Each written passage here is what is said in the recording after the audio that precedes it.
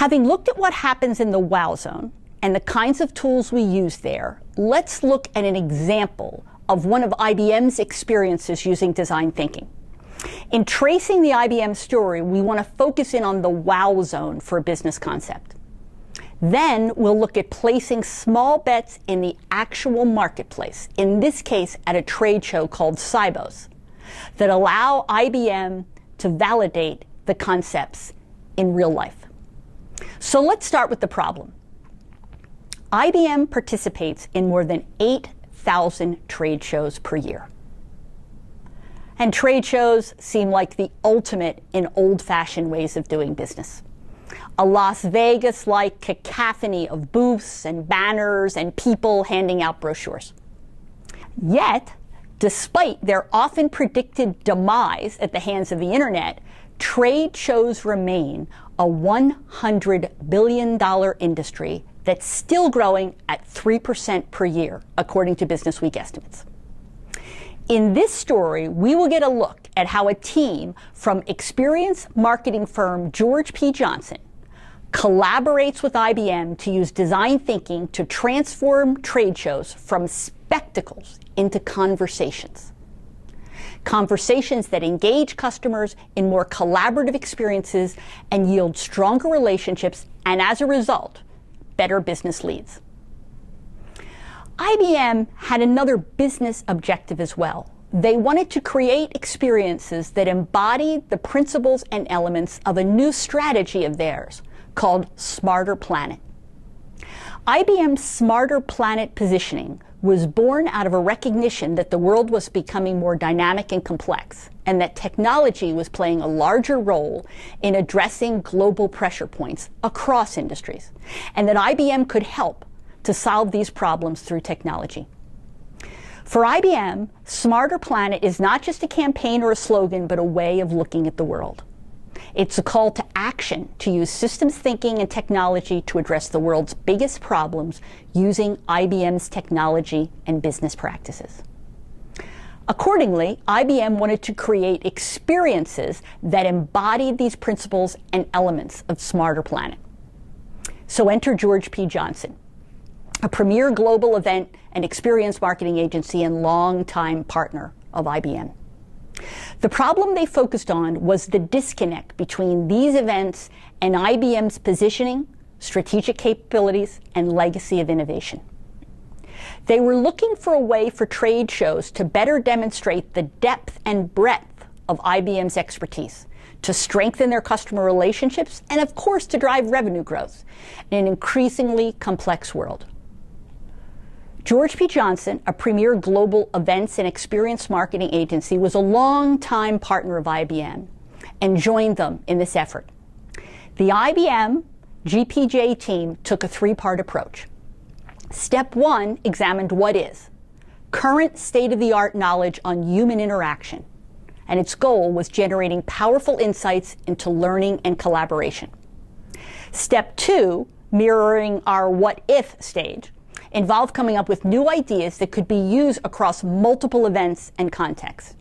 And then step three combined what wows and what works to create testable prototypes that could be validated in the marketplace. All right, so let's look deeper. As they asked what is, the GPJ team wanted to begin by explicitly stepping away from existing models of trade shows. They elected to focus instead on a much broader topic: how human beings engage and learn. They offer us a great example of the power of reframing right up front.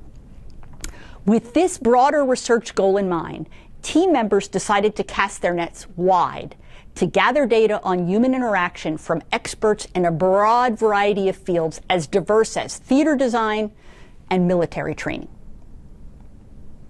Design thinking isn't always about first-person ethnography, and this kind of use of secondary resources, finding relevant data that's already out there, things like interviewing experts, can be an excellent source of insights.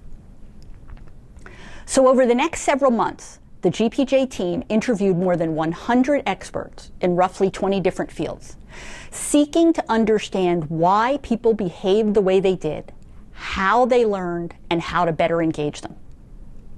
Out of these interviews, insights and themes began to emerge around human cognition and learning.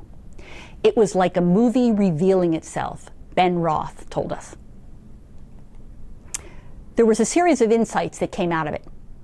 For instance, Tim Selden, the president of the Montessori Foundation, stressed that the more you can create comfort, the more people behave as though they are comfortable. This suggested that the right meeting environment for learning might be the exact opposite of the typical meeting environment, where, again, as Ben Roth of GPJ told us, we put people in a conference room with closed-off walls, no windows, the temperature's not right, and then there's one glass of water on the table that everybody fights over. The team also went back to IBM's roots to meet with Ames Demetrios, the grandson of Charles and Ray Eames, who talked about his grandparents' design principles. One of these principles centered on planned spontaneity, interactions that seemed like they were spontaneous but were actually designed to occur in a certain way. Planned spontaneity, like creating comfort, had real implications for the team's work on trade shows. The third significant insight emerged around the way one greets a guest to make them comfortable. Rather than letting them just wander in and look around your house, you greet them at the door. The challenge was how to enact all of these themes in an actual trade show experience. So the team needed to translate the insights into design criteria that IBM could execute at thousands of events spanning diverse markets and audiences. As they asked what if, they began by focusing on the physical environment that would be part of the new trade show experience, and how to create a client journey that reflected all of the insights they'd gathered. The physical environment would need to incorporate all of the different ways, both visual and auditory, that people learn. It would need to be comfortable and engaging. It would need to be conducive to informal communication and encourage the building of trust. But it would also need to facilitate dialogue, collaboration, and co-creation. As they worked, they kept coming back to the design criteria they had created, and they looked for the kinds of solutions those criteria specified. For entering and facilitating the guest-host relationship, they thought about providing a concierge. For comfortable physical space, they created conversation zones and put thick carpeting where people would stand. For the interaction themselves, they tried to cue from customer needs. Team members thought of creating physical spaces as communication landscapes to facilitate collaboration. In the past, IBM might have organized 18 different technology-based banking solutions and pointed people towards a different part of their space at the trade show, depending upon which solution they wanted. In their new approach, they wanted to create a more flexible, interconnected environment where participants could engage in a variety of settings. They wanted to focus on the way that conversations naturally take place. But they also wanted to create opportunities for more formal conversations in conference rooms with large screens and whiteboards. So they created hybrid environments so that clients could use them in ways that felt most comfortable and then shift seamlessly across the different communication contexts. The GPJ team members focused on the details of each environment and the implications for human interaction. They wanted to ensure that people felt comfortable, so for example, they made sure to use double padded carpeting in any area where they knew people would be standing. If people were comfortable standing, they would spend more time, they reasoned. But the physical environment wasn't the only consideration. The GPJ team also knew that to really make people comfortable and create opportunities for planned spontaneity, it would need to create a guided and facilitated experience. In pondering how IBM could best think about and engage participants, team members kept returning to the guest-host relationship concept. Building these and other insights into the new trade show concept, the team was able to develop a client-centered, multi-directional communication and learning experience. Once the team members had created new environments, they sought an opportunity to build prototypes and to test their assumptions in a learning launch. IBM selected for Learning Launch a trade show called Sibos, It was an event that brought together senior executives from the financial services industry and their technology partners. Compared to large trade shows like the Consumer Electronics Show, which might draw more than 100,000 visitors, Sibos was small, generally drawing only about 7,000 participants. Though small, it was also an important trade show that IBM Financial Services participated in every year. The year of the learning launch, it took place in Amsterdam, and this is where the team conducted its learning launch on its new design. A learning launch is just the title we've given to a small experiment in the marketplace. We prefer the term learning launch to the term pilot because its purpose is not to gather data to make a go, no-go decision. The purpose is to learn and then improve. The learning launch is the mechanism that drives the whole process of iteration that is so central to design thinking. In the Sibos learning launch, team members implemented the physical space redesign that they'd envisioned, as well as the concierge service. They also focused on integrating communications and technology into the experience in ways that would increase flexibility and flow across both formal and informal situations. They loaded tablets with the same content that was showing on the larger screen so that participants could experience a seamless flow of information as they moved through the space, from, say, a conference room area to a more informal space.